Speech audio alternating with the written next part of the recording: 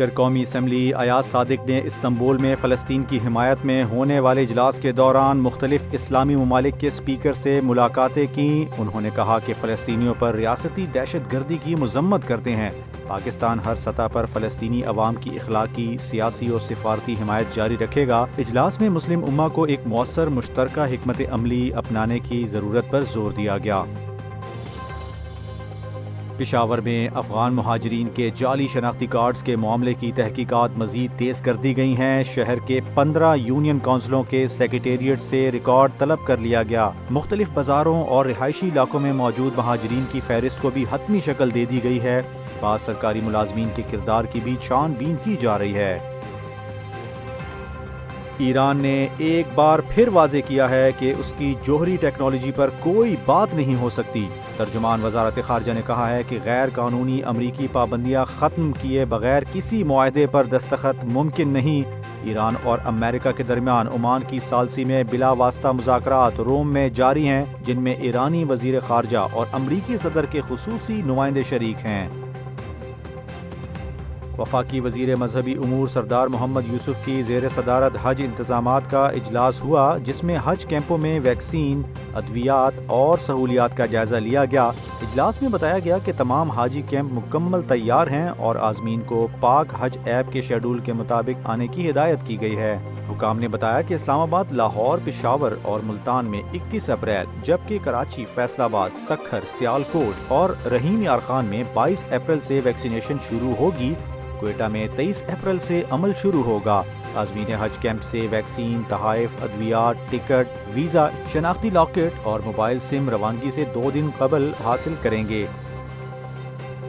وزیر اعظم شہباز شریف نے زرعی نظام پر عدم اطمینان کا اظہار کرتے ہوئے کہا ہے کہ دنیا جدید ٹیکنالوجی سے زراعت میں ترقی کر چکی ہے، جبکہ پاکستان قیمتی وقت ضائع کرتا رہا۔ انہوں نے کہا کہ ہمارے پاس زرخیز زمین اور محنتی کسان ہیں، لیکن ہم ان سے فائدہ نہیں اٹھا سکے۔ اجلاس میں زراعت کو جدید خطوط پر استوار کرنے، نوجوانوں کو مواقع دینے اور زرعی پالیسی میں اصلاحات پر غور کیا گیا۔ وزیر اعظم نے گندم کی کم پیداوار، ناقص سٹوریج نظام اور ویلیو ایڈیشن پلانٹس کی کمی کو اجاگر کیا۔ زراعت میں ڈیجیٹلائزیشن، مصنوعی ذہانت، بلاک چین اور کسانوں کا ڈیٹا بیس بنانے کی تجاویز پیش ہوئیں، جن پر فوری عمل درآمد کے لیے ورکنگ کمیٹیاں بنانے کی ہدایت کی گئی ہے۔ وزیر خارجہ اسحاق ڈار نے افغانستان کے عبوری وزیر اعظم ملا حسن اخوند سے ملاقات کی، جس میں سلامتی، تجارت، ٹرانزٹ تعاون اور عوامی تعلقات پر تبادلہ خیال کیا گیا۔ دونوں رہنماؤں نے دو طرفہ برادرانہ تعلقات کو مزید مضبوط بنانے اور اعلیٰ سطحی رابطوں کے فروغ پر اتفاق کیا۔ اسلام آباد سمیت ملک کے مختلف شہروں میں ہفتے کو دوپہر 12 بجے کے قریب زلزلے کے شدید جھٹکے محسوس کیے گئے۔ شہری کلمہ طیبہ کا ورد کرتے ہوئے گھروں، دفاتر اور دکانوں سے باہر نکل آئے۔ زلزلے کے جھٹکے اسلام آباد، راولپنڈی، پشاور، مردان، ایبٹ آباد، دیر بالا، چنیوٹ، فیصل آباد، گلگت بلتستان، میاں والی، بھکر، خوشاب اور دیگر علاقوں میں محسوس کیے گئے۔ زلزلہ پیما مرکز کے مطابق زلزلے کی شدت 5.9 ریکارڈ کی گئی، گہرائی 94 کلومیٹر، جبکہ مرکز افغانستان اور تاجکستان کی سرحد تھی۔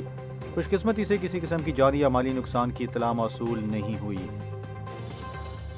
بھارت سے آنے والے سکھ یاتری مذہبی رسومات کی ادائیگی کے بعد واگا بارڈر کے ذریعے واپس اپنے وطن روانہ ہو گئے۔ سکھ یاتریوں کو صوبائی وزیر اقلیتی امور رمیش سنگھ اروڑہ نے رخصت کیا۔ اس موقع پر additional secretary shrine Saif Ullah Khokhar اور پاکستان سکھ گردوارہ پربندھک کمیٹی کے ارکان بھی موجود تھے۔ رمیش سنگھ نے کہا کہ یاتریوں کی خدمت میں کوئی کمی نہیں چھوڑی اور آئندہ ویزوں کی تعداد بڑھانے کی کوشش کی جائیں گی۔ دہلی اور شرومنی گردوارہ کمیٹی کے 76 لیڈرز نے حکومت پاکستان کی میزبانی اور عزت افزائی کو سراہا اور کہا کہ پاکستان اقلیت دوست ملک ہے، جہاں انسانیت کی عزت کی جاتی ہے۔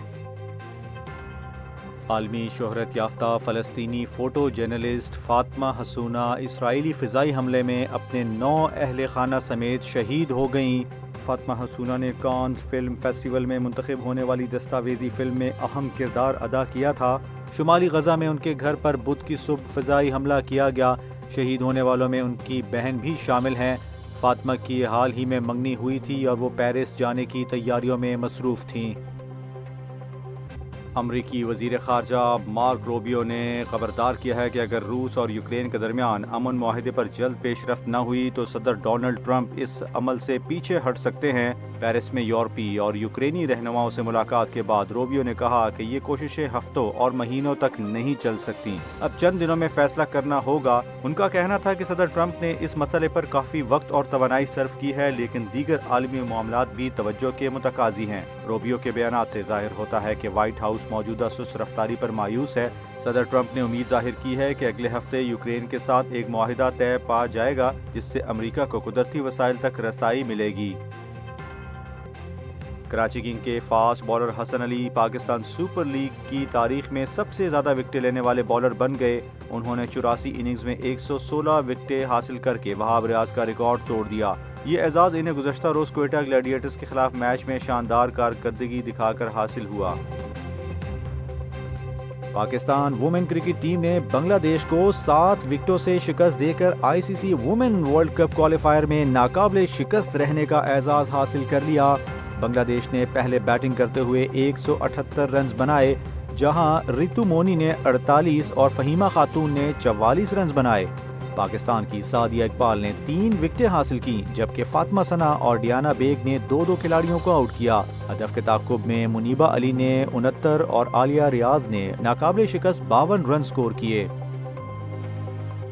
Chairman Pakistan cricket board Mohsin Naqvi نے اعلان کیا ہے کہ Pakistan women cricket team I C C women world cup کھیلنے کے لیے بھارت نہیں جائے گی۔ انہوں نے واضح کیا کہ معاہدے کے مطابق اگر بھارت میزبانی نہیں چھوڑتا تو قومی ٹیم کسی نیوٹرل وینیو پر کھیلنے کو تیار ہوگی۔ ان کا کہنا تھا کہ پہلے ہی فیصلہ ہو چکا ہے کہ معاہدے پر عمل کیا جائے گا۔ محکمہ موسمیات نے پیش گوئی کی ہے کہ لاہور سمیت شمال مشرقی علاقوں میں آندھی، بارش اور ژالہ باری کا امکان ہے، جبکہ دیگر علاقوں میں موسم گرم اور خشک رہے گا۔ لاہور میں درجہ حرارت 39 ڈگری سینٹی گریڈ تک جا پہنچا، جبکہ ہوا میں نمی کا تناسب 15% رہا۔ شہر میں آلودگی کی مجموعی شرح 97% رہی اور کئی علاقوں میں ایئر کوالٹی انڈیکس 150 سے تجاوز کر گیا، جو شہری صحت کے لیے خطرہ ہے۔